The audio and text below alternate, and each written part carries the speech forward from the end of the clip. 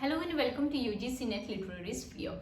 सो guys, जैसे कि आपको पता है कि लास्ट लेक्चर में मैंने जो इंग्लिश पेडागोजी आपको शुरू करा दी थी। उस लेक्चर में हमने क्या किया था, हमने जो 4 बेसिक लैंग्वेज स्किल्स हैं उनको डिस्कस किया था बेसिकली। तो वो 4 बेसिक लैंग्वेजेस स्किल्स कौन सी थी? वो थी लिसनिंग हो गया, एस से स्पीकिंग हो गया, आर से हमारा रीडिंग होता है, सबसे लास्ट में हमारा राइटिंग था। तो ये हमने बेसिक स्किल्स की बात की थी। आज की वीडियो जो है उनमें हम क्या करेंगे कि वो जो बेसिक स्किल्स थी उनको 1 बाय 1 डिस्कस करेंगे। तो एक ही वीडियो में सारी स्किल्स को कवर कर पाना मुश्किल होगा। सो मैं आज ट्राई करूंगी कि आज की ये जो वीडियो है इसमें हम लिसनिंग स्किल को डिस्कस करें, बट जितना भी मैं आपको पढ़ाने वाली हूँ वो सब बहुत ही ज्यादा डिटेल में हम करेंगे। तो आइए वीडियो को शुरू करते हैं। तो सबसे पहले है हमारी लिसनिंग स्किल्स। तो जो लिसनिंग स्किल्स है इसमें हमारे पास बेसिकली क्या होता है, इसमें हमारे पास 3 चीजें इन्वॉल्व होती हैं। सबसे पहले तो हमारे पास आप देख सकते हैं सेंडर होता है। सेंडर के बाद हमारे पास क्या है, मैसेज होता है। ठीक हो गया जी, मैसेज होगा और मैसेज के बाद एक होता है हमारे पास रिसीवर। तो ये 3 चीजें इसमें इन्वॉल्व है। इसमें से क्या होता है कि सबसे पहले तो एक पर्सन होगा। जब भी आपकी लिसनिंग स्किल्स की बात होगी तो लिसनिंग स्किल में क्या होगा कि एक पर्सन होगा जो कि मैसेज सेंड कर रहा है। सपोज करो, आपको सुनाई कैसे देगा? आपको सुनाई तभी देगा ना कि अगर दूसरी साइड से कोई पर्सन है वो कुछ बोलेगा, राइट? जो पर्सन कुछ बोल रहा है वो कौन होगा? वो होगा हमारा सेंडर। जो भी पर्सन कुछ बोल रहा है, जो बोलने वाला पर्सन है वो है सेंडर। जो कुछ भी वो बोल रहा है, जो उसने बोला है वो हमारा क्या हो गया, मैसेज हो गया। वो हो गया हमारा सेकंड पार्ट, मैसेज। जो कुछ भी उसने बोला है वो क्या हुआ, मैसेज हो गया। और थर्ड पार्ट क्या आता है हमारा, रिसीवर। मतलब कि जो पर्सन सुन रहा है, आपने अगर मेरी बात सुनी है तो आप जो सुनने वाला पर्सन है वो क्या कर रहा है, उस मैसेज को रिसीव कर रहा है। मतलब कि यहाँ पर 3 चीजें इन्वॉल्व है। एक तो बोलने वाला पर्सन जो होगा उसको हम बोलेंगे सेंडर। जो मैसेज उसने भेजा है, जो उसने बोला है, बोली गई चीज क्या हो गई, मैसेज हो गया। और जो पर्सन सुन रहा है, सुनने वाला पर्सन जो है, लिसनर जो है, वो क्या हो गया, रिसीवर हो गया, क्योंकि उसने क्या किया है, एक मैसेज को उसने रिसीव किया है, राइट? तो ये 3 चीजें लिसनिंग स्किल में जो है वो इन्वॉल्व होती है। इसके अलावा क्या है कि जो लिसनिंग स्किल है वो एक बहुत ही इंपॉर्टेंट स्किल है। It is quite similar to reading. It is quite similar to reading. किसके सिमिलर होती है ये? रीडिंग के सिमिलर होती है। रीडिंग स्किल से बहुत ही ज्यादा सिमिलैरिटी हमारी लिसनिंग स्किल रखती है, क्योंकि रीडिंग स्किल की तरह इसमें भी क्या होते हैं, रिसेप्शन होता है एंड डिकोडिंग होती है of verbal message from other person. क्या क्या चीजें होती हैं इसमें? एक तो रिसेप्शन होता है, ठीक हो गया जी। इसमें क्या होगा, एक तो रिसेप्शन होगा, सेकंड क्या होगा, डिकोडिंग होगी। रिसेप्शन क्या होता है, मतलब क्या है कि जो रीडिंग स्किल है, रीडिंग स्किल में भी आप क्या करेंगे, कोई ना कोई जो मैसेज है वो रिसीव करेंगे। रिसेप्शन का मतलब होता है जब आप कोई चीज रिसीव कर रहे हैं। अब देखिए, आपने कुछ सुना, ठीक है जी, आपने जब कुछ चीज सुनी है, सुनते टाइम क्या हुआ है कि आपके पास एक मैसेज आया है, आपने उस मैसेज को रिसीव किया है। इसी तरह जब आप रीडिंग करेंगे, रीडिंग के टाइम पे भी क्या है कि एक रिटन चीज है, वो जो रिटन चीज है वो क्या है, एक मैसेज है। आपने जब उसको रीड किया है, आपने क्या किया है, एक मैसेज को रिसीव किया है, राइट? तो यहाँ पर रीडिंग में भी और लिसनिंग में भी हमारे पास क्या होता है, रिसेप्शन होता है, कि आप किसी ना किसी मैसेज को क्या कर रहे हैं, रिसीव कर रहे हैं। सेकेंड स्टेप इनमें क्या है, डिकोडिंग। डिकोड करने का मतलब क्या होता है, किसी भी मैसेज को कॉम्प्रीहेंड करना, किसी मैसेज को समझने की कोशिश करना। कोई मैसेज आपके पास आया है, आपका काम क्या होगा, लिसनिंग में किसी ने कोई बात बोली है, आप उस मैसेज को समझने की कोशिश करेंगे, आप उस मैसेज को कॉम्प्रीहेंड करने की कोशिश करेंगे, आप ट्राई करेंगे उसका मीनिंग फाइंड आउट करने का, कि जो कुछ भी मुझे बोला गया है उसका मीनिंग क्या है। इसी तरह रीडिंग में होता है कि जब भी आप कोई चीज रीड कर रहे हैं, जब भी आप कोई चीज पढ़ते हैं, तो आप क्या करेंगे, उसका मीनिंग फाइंड आउट करने की कोशिश करते हैं। उसका जो मीनिंग है लिखी हुई चीज का, क्या उसका मीनिंग है, क्या इसमें जो राइटर है वो कहना चाहता है, ये चीज फाइंड आउट करने की कोशिश करते हैं। जब कोई चीज आप उस मैसेज में से फाइंड आउट करने की कोशिश कर रहे हैं, उस मैसेज को समझने की कोशिश कर रहे हैं, उसका मीनिंग समझने की कोशिश कर रहे हैं, मतलब कि आप क्या कर रहे हैं, आप डिकोड कर रहे हैं, आप उस मैसेज को डिकोड कर रहे हैं, आप उस मैसेज को समझ रहे हैं। तो इसीलिए बोला गया है कि जो लिसनिंग स्किल है वो रीडिंग स्किल से सिमिलैरिटी रखती है, मतलब कि जो लिसनिंग स्किल है वो रीडिंग स्किल के जैसी होती है। इन दोनों में ही एक रिसेप्शन होता है और सेकंड आप क्या करते हैं, डिकोड करते हैं मैसेज को। ये दो चीजें इन दोनों में कॉमन होती है, रीडिंग में और लिसनिंग में। नेक्स्ट हम बात करेंगे टाइप्स ऑफ लिसनिंग स्किल्स। तो मैं आपके लिए यहाँ पर लिख भी देती हूँ, जो लोग भी नोट्स लेना चाहते हैं या स्क्रीनशॉट लेना चाहते हैं उनके लिए इजी हो जाएगा सारा कुछ करना। मैं क्या यहाँ पर बता देती हूँ कि टाइप्स ऑफ लिसनिंग स्किल की जो लिसनिंग स्किल्स होती हैं उनकी कितनी टाइप्स होती हैं।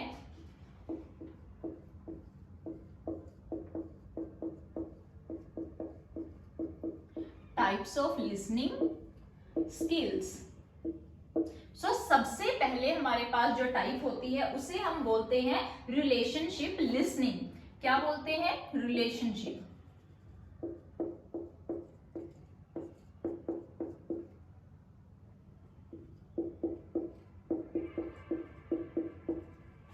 सेकंड हमारे पास होती है, सेकंड को बोलते हैं इंफॉर्मेटिव लिसनिंग।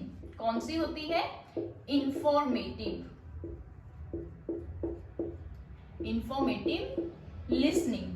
थर्ड हमारे पास जो है, थर्ड टाइप को हम बोलते हैं क्रिटिकल लिसनिंग। ठीक हो गया जी। थर्ड टाइप कौन सी होती है, क्रिटिकल लिसनिंग होती है। फोर्थ टाइप जो है हमारे पास दैट इज एप्रिशिएटिव लिसनिंग। कौन सी होती है, appreciative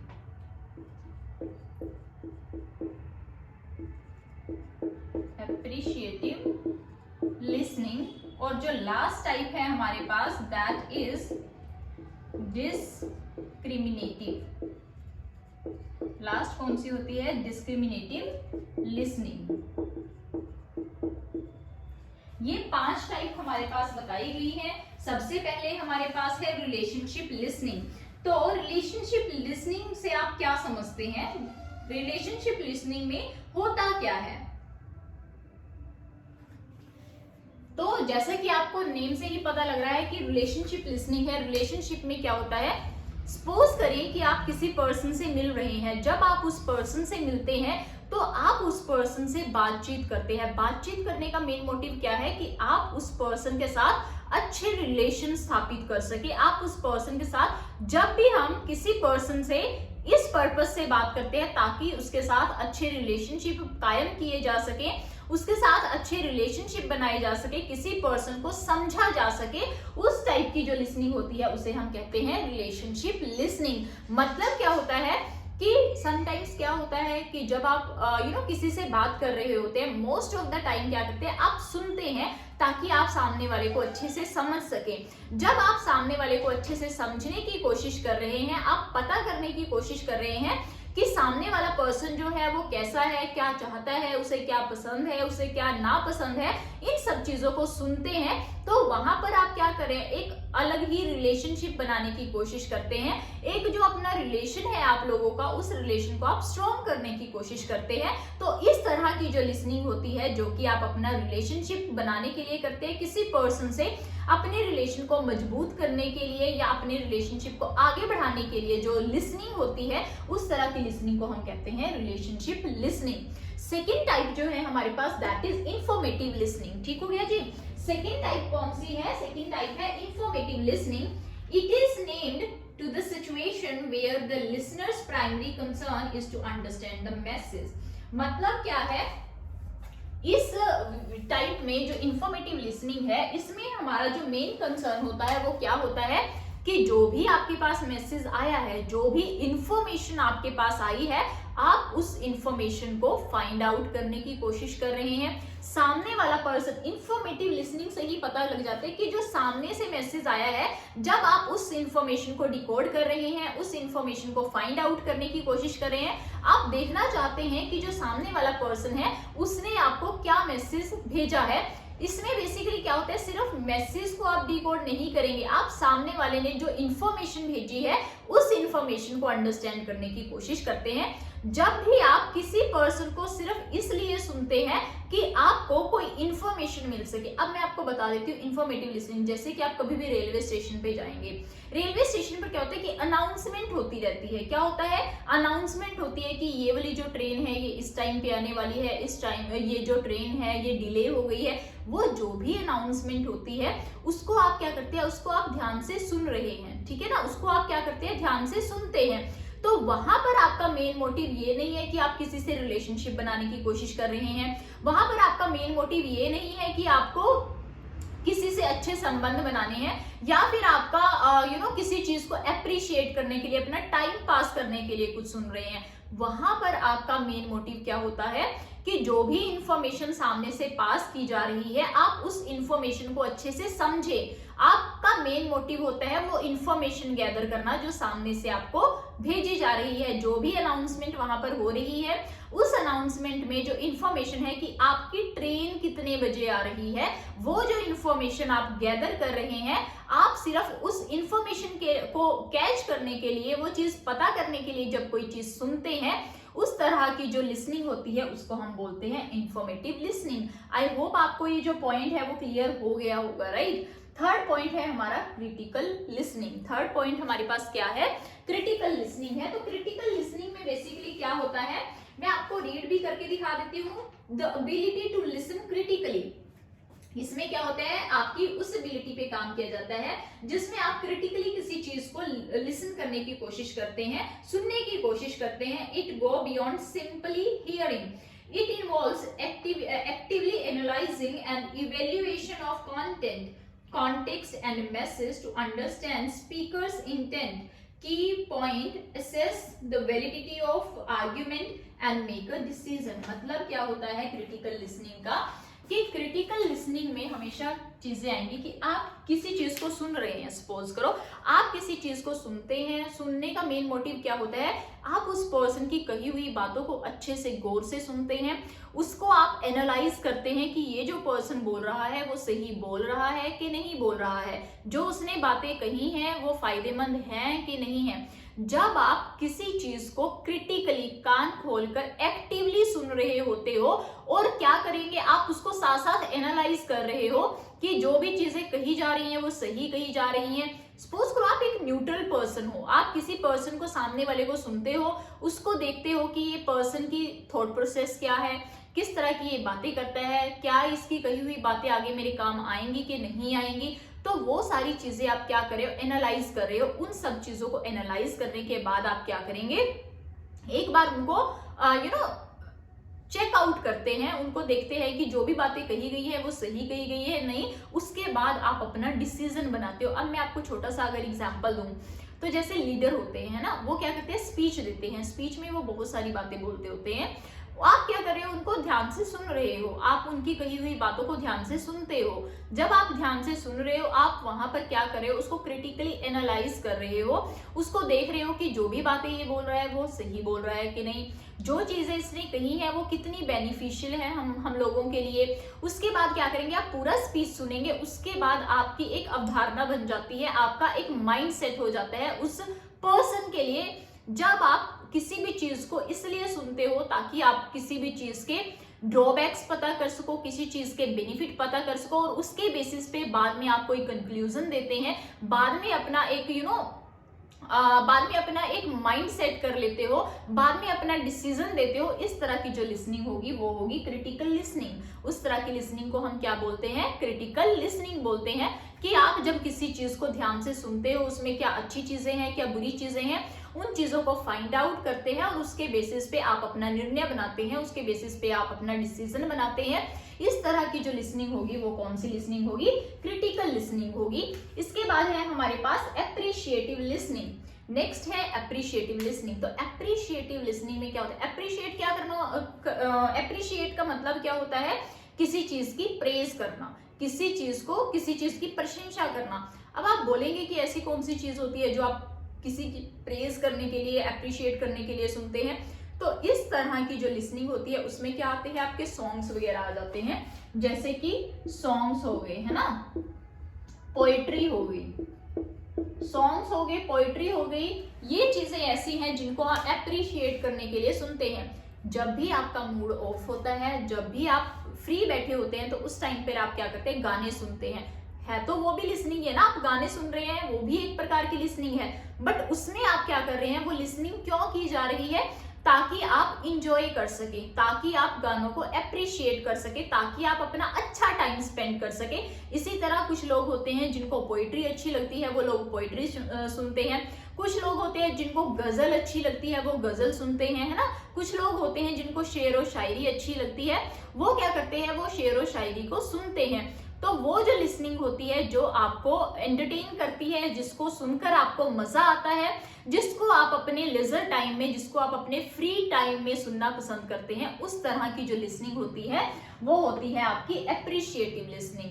I think I make my point clear कि एप्रिशिएटिव लिसनिंग होता क्या है। नेक्स्ट पॉइंट है हमारे पास डिस्क्रिमिनेटिव लिसनिंग। लास्ट पॉइंट क्या हुआ, डिस्क्रिमिनेटिव लिसनिंग हुआ। तो डिस्क्रिमिनेटिव लिसनिंग क्या होता है, when you focus on the ability to distinguish and differentiate between sounds, words or elements of speech, it involves the differences in pronunciation, intonation, rhythm and so on। ठीक है, मतलब क्या है कि डिस्क्रिमिनेटिव लिसनिंग का मतलब होता है कि जब आप किस चीज पर फोकस करते हैं, दो चीजों के बीच में। डिस्क्रिमिनेट का मतलब होता है डिफरेंस फाइंड आउट करना, सबसे पहले तो ठीक है जी। क्या होता है डिफरेंस फाइंड आउट करना, सपोज करो आप क्या कर रहे हैं, दो चीजें आपके पास दी गई हैं, आपके पास दो चीजें दी गई। जब आप इन दोनों के बीच का डिफरेंस फाइंड आउट करने की कोशिश करते हैं, आप देखते हैं कि किसी की कोई भी सॉन्ग आप सुन रहे हैं सपोज करो, या कोई भी चीज आप पढ़ रहे हैं, उसकी जो टोन है वो किस तरह की है ना। उसके बाद वो जो टेक्स्ट है वो दूसरे टेक्स्ट से किस तरह डिफरेंट है। आपने दो गाने सुने हैं, अब आप डिस्क्रिमिनेटिव लिसनिंग में क्या आएगा, जब आप दो सुने हुए गानों के बीच में कंपैरिजन करना शुरू कर देते हैं, आप देखते हैं कि ये जो सॉन्ग है इसमें टोन किस तरह की है, उसकी जो रिदम है वो कैसी है, तो ये चीजें, और दूसरा जो सॉन्ग है उसमें पिच कैसी है, उसमें टोन कैसी है, उसमें रिदम कैसी है, उसमें किस तरह का म्यूजिक यूज किया गया है। जब आप उन दोनों में डिफरेंशिएट करने के लिए कोई भी चीज सुनते हैं, वो होती है आपकी डिस्क्रिमिनेटिव लिसनिंग। इसी तरह आपकी पोइट्री है, आप सपोज करो दो अलग अलग पोएम सुनते हैं, उनमें क्या है कि आपने एक पोएम पढ़ी, आप उसमें देखेंगे कि इस पोएम की रिदम क्या है, राइम स्कीम कौन सी यूज की गई है, उस पोएम में किस तरह का मीटर यूज किया गया है, उस पोएम में जो टोन है वो कैसी है, उसकी पिच जो है वो हाई है, लो है, किस तरह की वो पोएम है। जब आप ये सब चीजें फाइंड आउट करने की कोशिश करते हैं, उसको किसी दूसरे चीज से आप क्या करते हैं, डिस्टिंग्विश करने की कोशिश करते हैं, डिफरेंशिएट जो डिफरेंशिएट करने वाले फैक्टर्स हैं वो फाइंड आउट करने की कोशिश करते हैं। इस तरह की लिसनिंग को हम क्या कहते हैं, डिस्क्रिमिनेटिव लिसनिंग कहते हैं। ये सब आपके क्या हो गए, टाइप्स ऑफ लिसनिंग हो गए। आई होप आपको ये जो पॉइंट है, टाइप्स जो है वो क्लियर हो गई होंगी। नेक्स्ट हम बात करते हैं लिसनिंग स्ट्रेटेजीज की। ठीक हो गया जी, आपने इसके नोट्स भी ले लिए होंगे, नोट्स अपने बना लिए होंगे, तो आगे मैं बता देती हूँ आपको। नेक्स्ट जो है वो है लिसनिंग स्ट्रेटेजीज।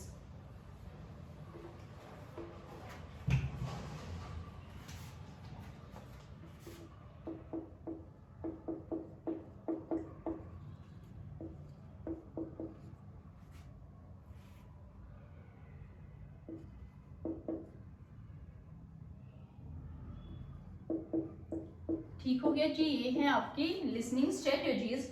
जो लिसनिंग स्ट्रेटेजीज होती है इनको दो पार्ट्स में डिवाइड किया जाता है।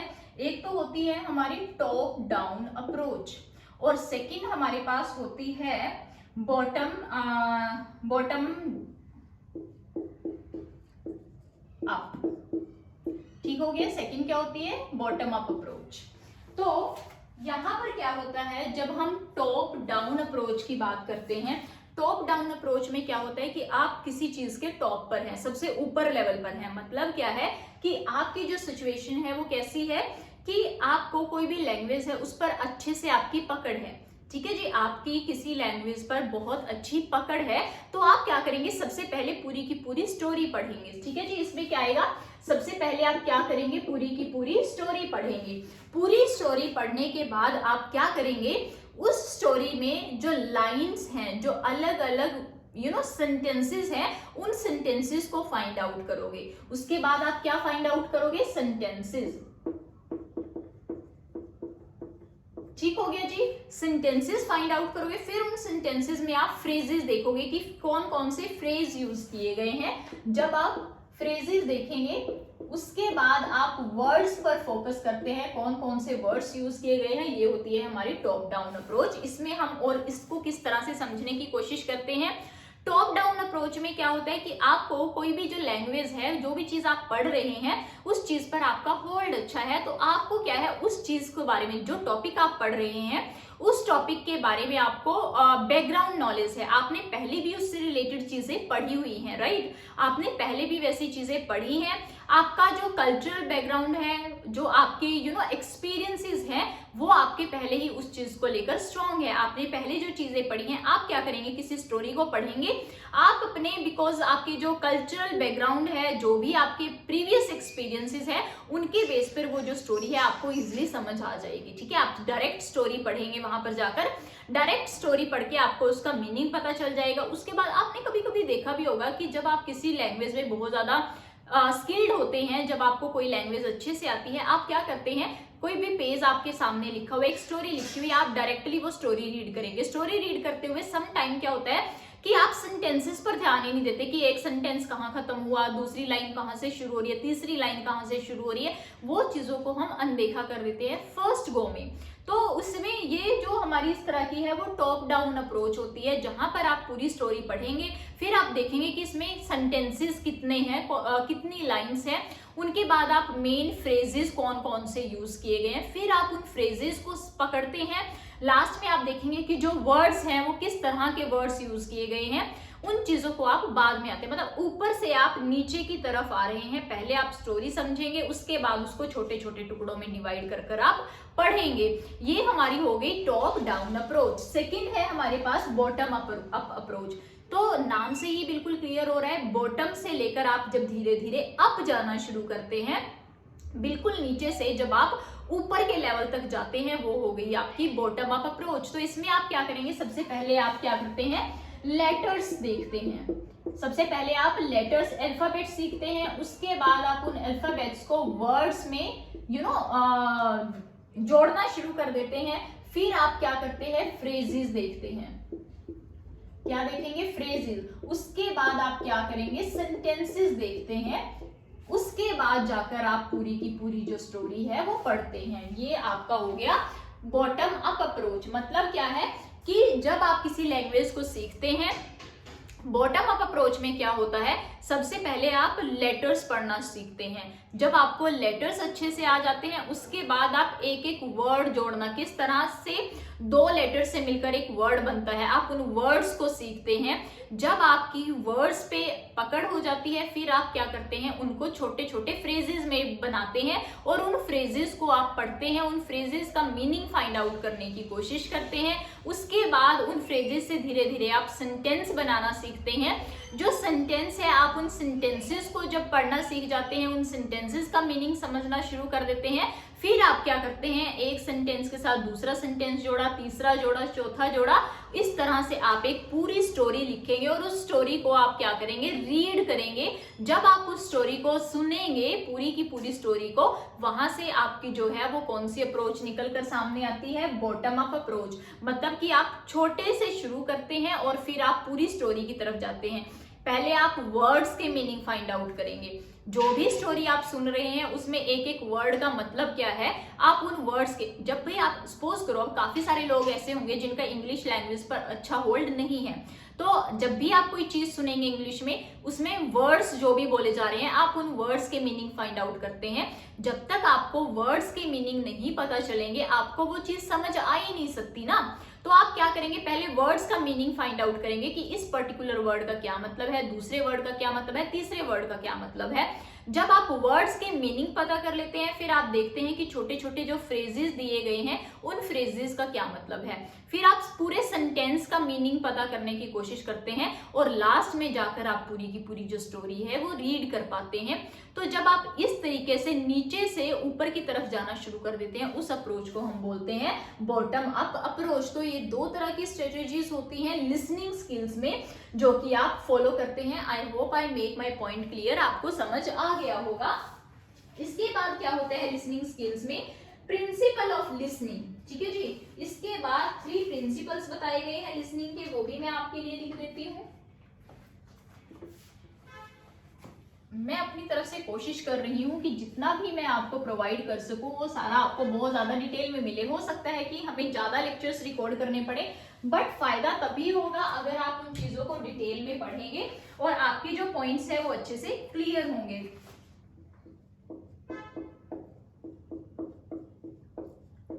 तो यहाँ पर क्या है, principles of listening. Principle of listening में हमारे पास क्या आएगा, सबसे पहले तो हमें पता होना चाहिए type of language we are listening to. Type of language we are listening.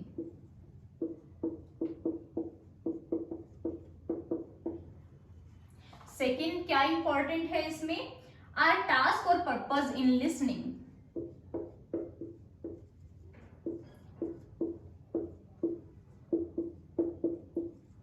कि आप किसी भी चीज को सुन रहे हो, उस चीज को सुनने का आपका पर्पस क्या है, आप क्यों किसी चीज को सुन रहे हो। थर्ड है the context in which listening occurs.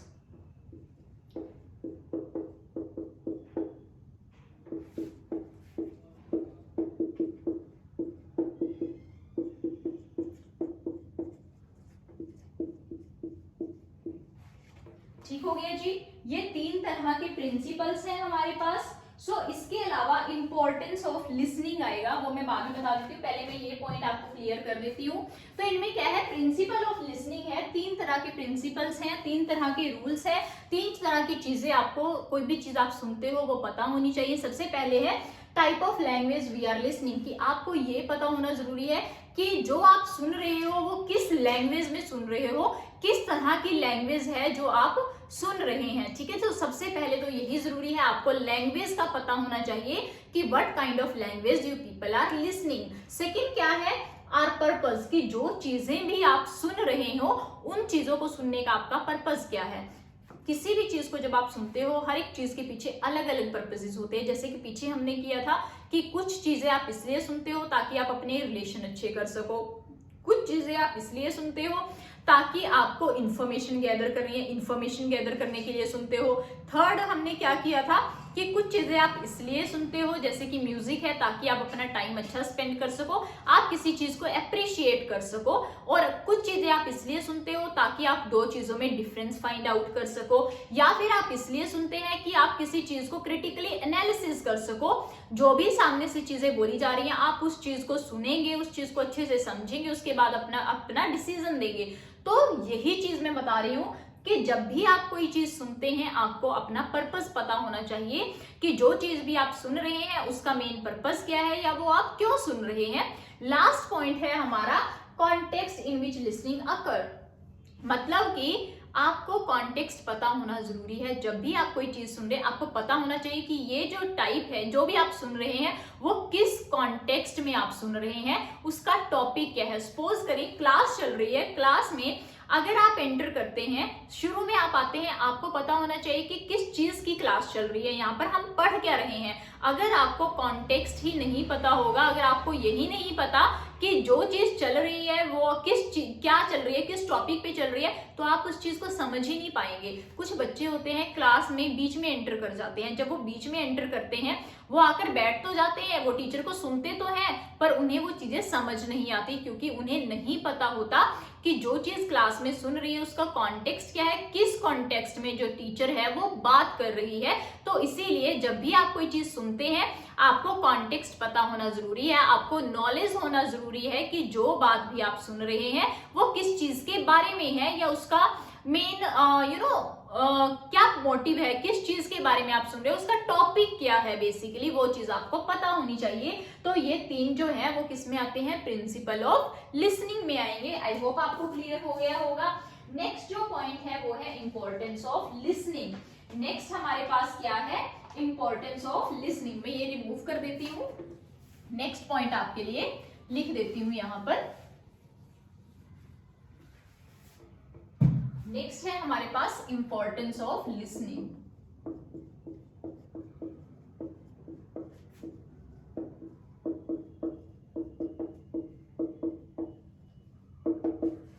सबसे पहले जो हमारे पास आएगा वो होगा इंपॉर्टेंस में इंप्रूव स्पीकिंग एंड प्रोनाउंसिएशन। कि आप लिसनिंग क्यों करते हैं, improve speaking and pronunciation. Second type होता है डेवलप इंटरपर्सनल स्किल्स।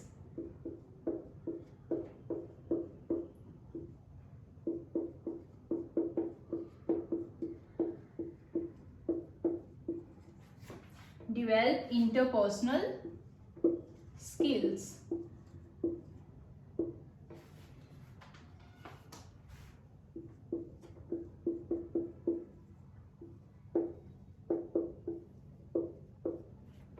थर्ड जो है हमारी इंपॉर्टेंस, उसमें क्या आएगा हमारा, थर्ड आएगा receptive skill that needs active participation.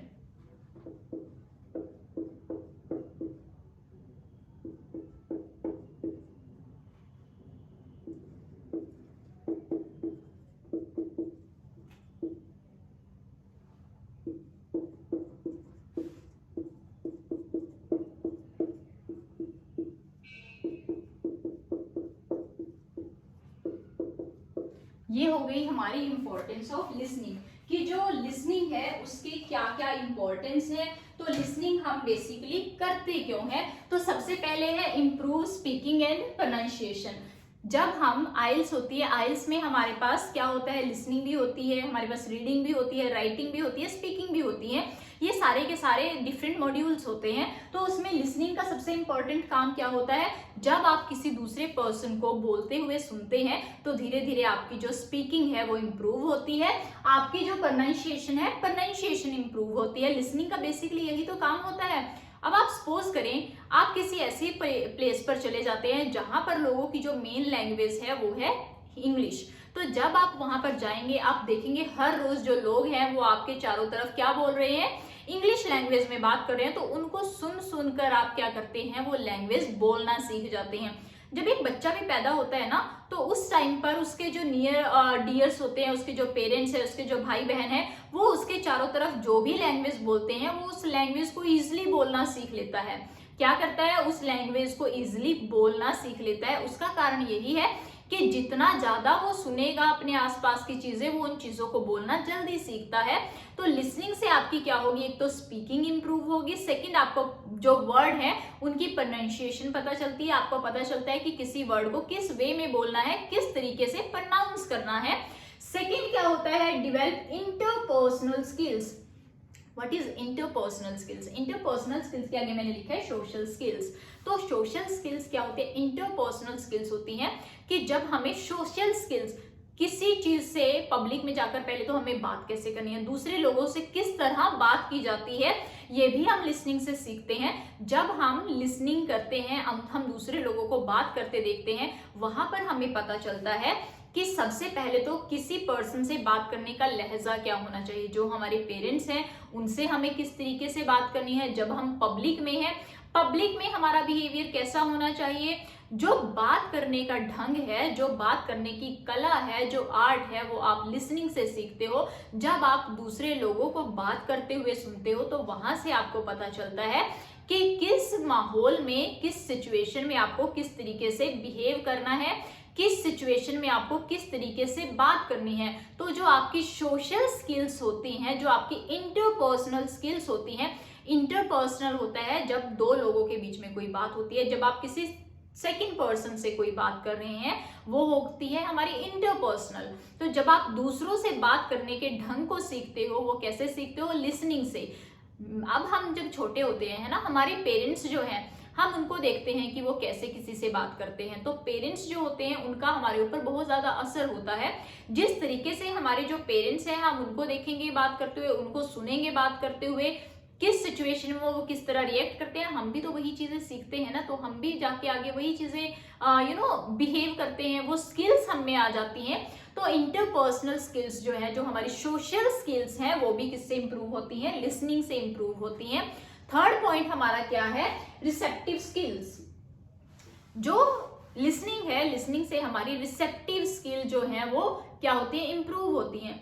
अब आप देखें कि जब भी आप किसी फॉरेनर को या किसी पर्सन को जो बाहर से है, जिसकी नेटिव लैंग्वेज इंग्लिश है, उसको इंग्लिश बोलते हुए सुनेंगे तो बहुत सारी चीजें होती हैं जो हमें समझ नहीं आती हैं, क्योंकि उनकी जो एक्सेंट है वो अलग होती है, उनका जो टोन है, उनकी जो way of pronouncing the thing है, दैट इज टोटली डिफरेंट। तो यहाँ पर क्या होता है? Receptive skill. लिसनिंग का मेन कारण क्या होता है आइल्स में?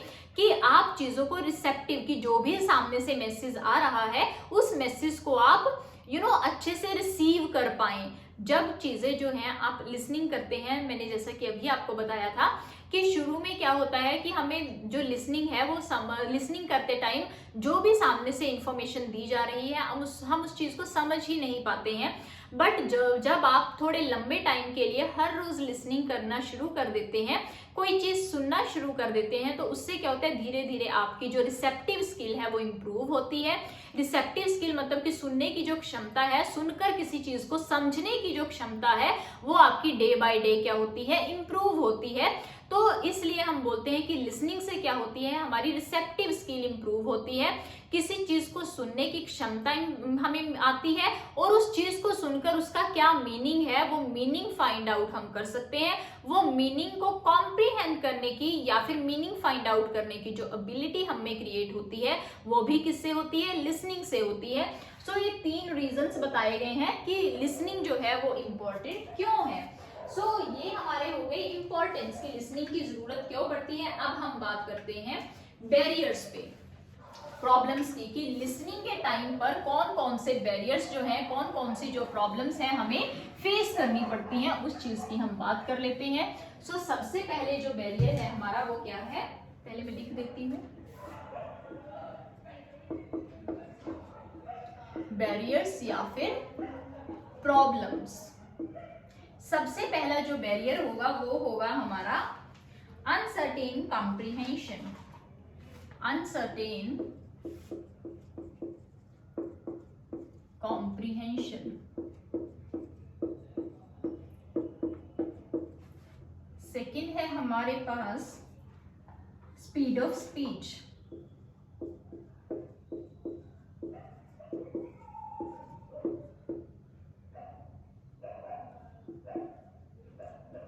जो थर्ड पॉइंट है that is lack of confidence.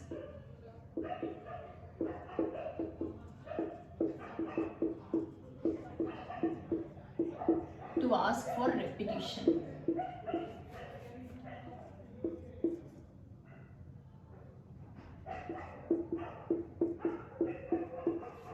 Fourth जो हमारा पॉइंट होगा वो होगा हमारा हियरिंग डिफिकल्टीज।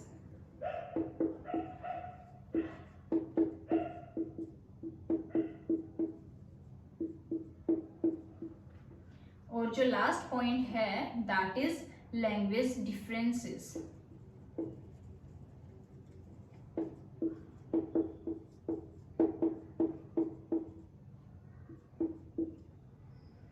ठीक हो गया जी।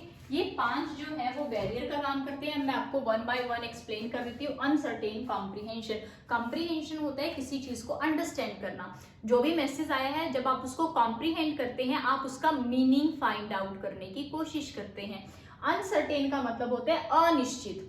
जो चीज आपको बोली गई है, जब आप उसका जो मीनिंग फाइंड आउट करते हैं, आप उसका मतलब समझने की कोशिश करते हैं, वो मतलब क्या होता है? अनिश्चित होता है। जब आप उस चीज को अच्छे से कॉम्प्रिहेंड नहीं कर पा रहे, जब आप उस मैसेज को अच्छे से समझ नहीं पाते हैं तो वो क्या करता है, वो एक बैरियर का काम करता है। क्योंकि जब आप किसी पर्टिकुलर वर्ड का, सपोज करो कोई बात आपको बोली गई है, उसमें से आपको एक वर्ड समझ नहीं आया, ठीक है ना, उसमें से आपको क्या होता है कि एक वर्ड आप नहीं समझ पाए, तो जब एक वर्ड आपको समझ में नहीं आया तो जो पूरा मैसेज है वो आपके लिए क्या हो जाता है, अनसर्टेन हो जाता है।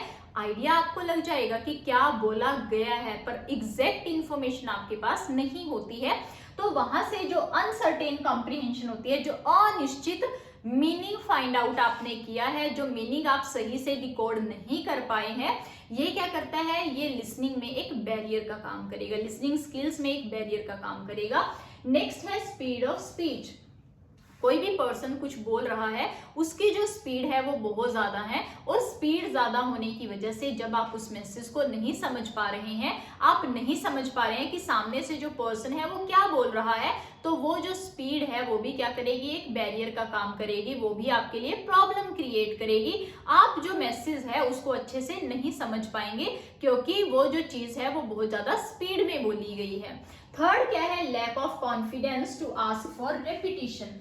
थर्ड जो पॉइंट है वो है कि जब भी आप में, सपोज करो आपको टीचर जो है वो क्लास में पढ़ा रहा है, राइट, जो टीचर है वो क्लास में पढ़ा रहा है, पढ़ाते टाइम जो टीचर है उसने कोई बात आप लोगों को बोली है, आपको वो चीज समझ नहीं आई है, राइट, आपको वो चीज समझ नहीं आती है, बट जो सामने पर्सन बैठा है जिसको उस बात समझ नहीं आई है, उसमें इतना कॉन्फिडेंस नहीं होता कि वो दोबारा टीचर को बोले कि आप मेरे लिए ये चीज रिपीट कर दो। जब आप में दोबारा रिपीट करने के लिए जो बोलना आपने होता है, वो बोलने की एबिलिटी नहीं होती है, इतना कॉन्फिडेंस नहीं होता है कि आप सामने वाले पर्सन को बोल सकें कि आप इस चीज को दोबारा रिपीट कर दो, तो ये भी क्या करेगी, एक बैरियर का काम करेगी।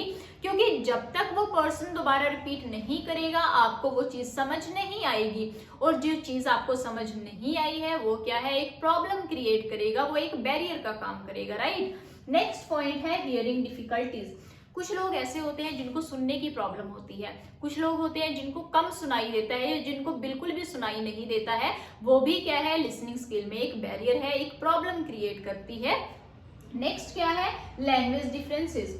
मैं किसी ऐसे पर्सन से बात कर रही हूँ जिसकी लैंग्वेज अलग है और मेरी लैंग्वेज अलग है, अगर हम दोनों की लैंग्वेज डिफरेंट होंगी तो हम एक दूसरे की कही बात को नहीं समझ पाएंगे। तो लैंग्वेज का अलग अलग होना भी एक बैरियर का काम करेगा, एक प्रॉब्लम का काम करेगा। तो इसीलिए मोस्ट ऑफ द टाइम क्या है कि जब भी मैं किसी की बात सुन रही हूँ, वो जिस लैंग्वेज में मुझे समझा रहा है मुझे वो लैंग्वेज आनी चाहिए, राइट, तभी मैं उसका कही हुई बात को समझ पाऊंगी। तो अगर अलग अलग लैंग्वेज है तो अलग अलग लैंग्वेज होना या लैंग्वेज का जो डिफरेंस है, लैंग्वेज डिफरेंसेस भी क्या करते हैं, एक बैरियर का काम करेंगे लिसनिंग स्किल में। तो ये सब हो गए हमारे बैरियर्स। अब हम बात करेंगे कि ये जो बैरियर्स हैं इनका सोल्यूशन क्या है, इन बैरियर्स को कैसे खत्म किया जा सकता है, राइट। अब हम इनके सोल्यूशन की बात करते हैं। आई होप यहाँ तक जितना आपको पढ़ाया गया है वो आपको अच्छे से समझ आ गया होगा। अब हम देखते हैं इनके सोल्यूशन को कि ये जो प्रॉब्लम्स हैं, लिसनिंग स्किल्स है, उसको कैसे सोल्व किया जा सकता है। तो सबसे पहले क्या है, इसमें एक्टिव लिसनिंग रिक्वायर पार्टिसिपेशन।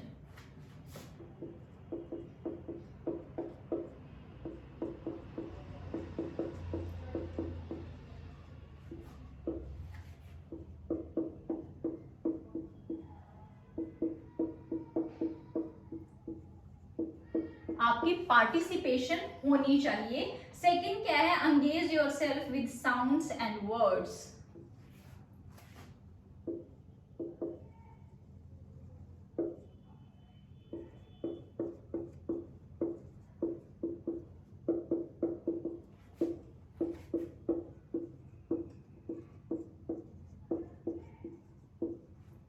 ठीक हो गया जी। थर्ड पॉइंट हमारा क्या होगा, ensure you are aware of the subject before lecture।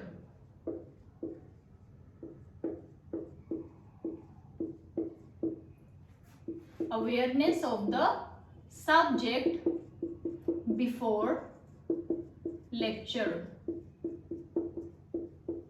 ठीक हो गया जी। उसके बाद नेक्स्ट जो सॉल्यूशन है वो क्या है, मेंटल रेपिटेशन। क्या हो गया? Mental repetition.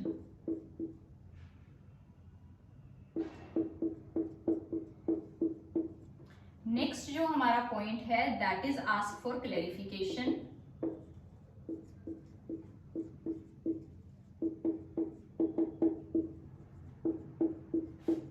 एंड जो लास्ट पॉइंट है हमारा वो क्या है? Listen to radio,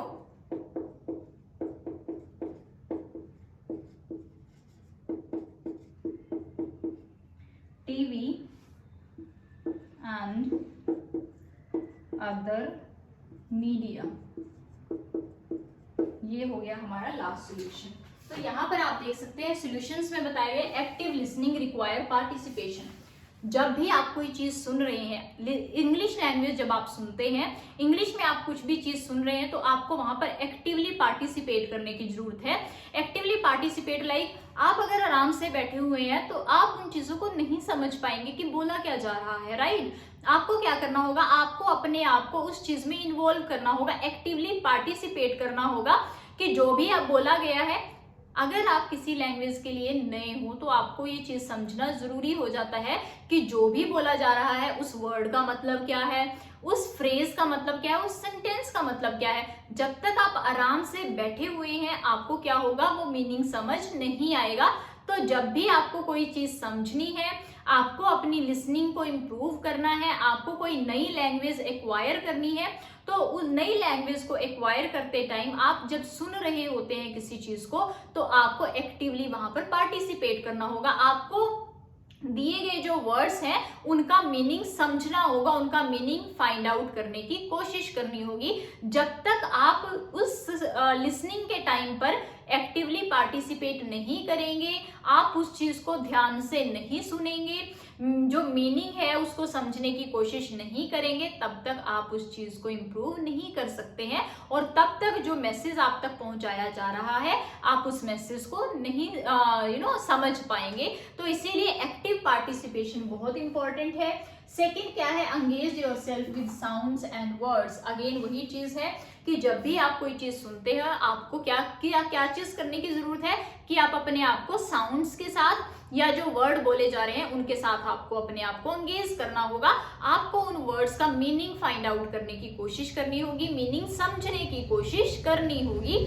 third point है हमारा awareness of the subject before lecture.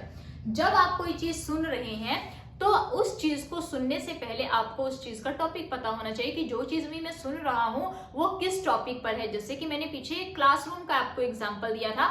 आप क्या करते हैं, किसी क्लासरूम में जाते हैं, वहां पर टीचर आपको पढ़ा रहा है, तो अगर तो आप शुरू में जाएंगे टीचर आपको सब्जेक्ट भी बताएगा कि आज हम ये चीज पढ़ने वाले हैं, ठीक है ना। जब आपको पता होगा कि किस टॉपिक पर बात हो रही है तो आप उस चीज को इजिली अंडरस्टैंड भी कर पाएंगे। बट एक दूसरी तरफ बच्चा है, आधी क्लास निकल चुकी है, इन बिटवीन वो क्लास में आता है, टीचर पढ़ा रहा है, ठीक है ना, तो वो जब आकर बैठ जाता है वो सुनता तो रहेगा बट उसको आधी चीजें समझ ही नहीं आएंगी, उसको कुछ समझ ही नहीं आएगा कि किस चीज की बात हो रही है या जो टीचर है वो किस चीज के रिगार्डिंग बात कर रहा है, क्या आपको बोलने की कोशिश कर रहा है।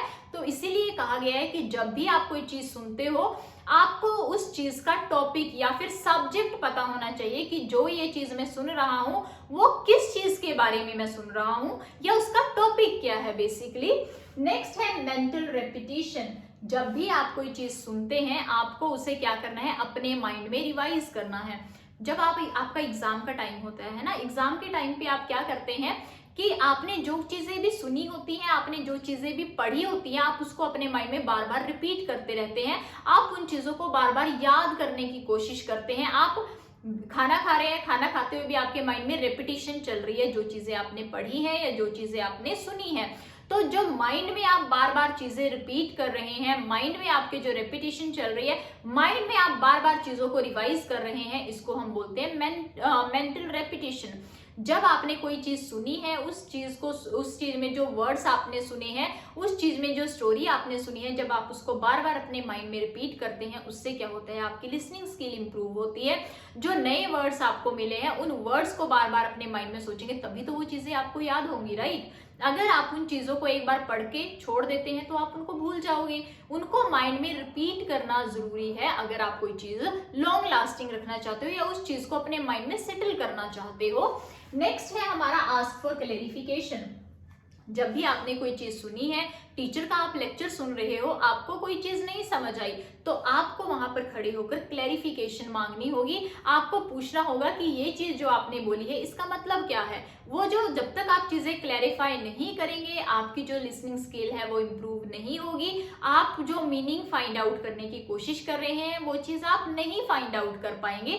तो clarification is very very important. या फिर क्या होता है, आपने सपोज करो कोई चीज सुनी है, सुनते टाइम कोई ऐसा वर्ड आ गया जिसका मीनिंग आपको नहीं पता, तो आप क्या करेंगे, बीच में रुकेंगे और सबसे पहले वो वर्ड जो है उसका मीनिंग फाइंड आउट करेंगे कि इसका मतलब क्या है। जब आप वो मीनिंग क्लैरिफाई कर लेंगे, जब आप उस वर्ड का, उस मैसेज का मीनिंग पता कर लेंगे, तो आप उस चीज को अच्छे से समझ पाएंगे। तो इसीलिए बोलते हैं कि जो क्लैरिफिकेशन है that is very very important. Last है लिसन टू रेडियो, कि अगर आप अपनी लिसनिंग स्किल इंप्रूव करना चाहते हैं, आपको ज्यादा से ज्यादा रेडियो सुनना चाहिए, ज्यादा से ज्यादा टीवी सुनना चाहिए, और जो भी अदर मीडियाज हैं जहां पर आप लिसनिंग कर सकते हैं, आपको वो ज्यादा से ज्यादा सुननी चाहिए। टीवी में क्या होता है, जैसे कि हम बोलते हैं ना कि हमें इंग्लिश लैंग्वेज सीखनी है, तो उसके लिए आपको कई बार जो टीचर्स होते हैं वो बोलते हैं कि आप इंग्लिश मूवीज देखो, है ना, ऐसी मूवीज देखो जिनमें इंग्लिश में बात की जाती है। जब आप उन मूवीज को सुनेंगे, जो भी डायलॉग्स उसमें बोले जा रहे हैं, आप उन डायलॉग्स को बार बार सुनेंगे, आपकी जो लिसनिंग स्किल है वो इम्प्रूव होगी। आपकी जो उस लैंग्वेज पे पकड़ है, वो लैंग्वेज पे पकड़ आपकी मजबूत होती जाएगी। इसीलिए रेडियो को सुनना जरूरी है। टीवी में जो भी चीजें चल रही हैं उनको आप ज्यादा से ज्यादा सुने, और जितने भी बाकी सोशल मीडियाज होते हैं उनको ज्यादा से ज्यादा अगर आप सुनेंगे तो आपकी जो लिसनिंग स्किल है वो 100% इम्प्रूव होगी। तो गाइज ये थी हमारी लिसनिंग स्किल्स। लिसनिंग स्किल में जितने भी पॉइंट थे वो मैंने आपको बहुत ही ज्यादा डिटेल में करा दिए हैं, और मुझे उम्मीद है कि आपको सारी चीजें समझ भी आई होंगी। बट स्टिल अगर आपका कोई डाउट है, आपको कोई चीज नहीं समझ आई है, तो आप लोग मुझे कमेंट सेक्शन में कमेंट करके भी पूछ सकते हैं। एंड अगर आपको वीडियो अच्छी लगी है तो आप वीडियो को काइंडली लाइक कर देना, चैनल को सब्सक्राइब भी कर लेना, और हो सके तो अपने फ्रेंड्स के साथ भी जरूर शेयर करना। Thank you.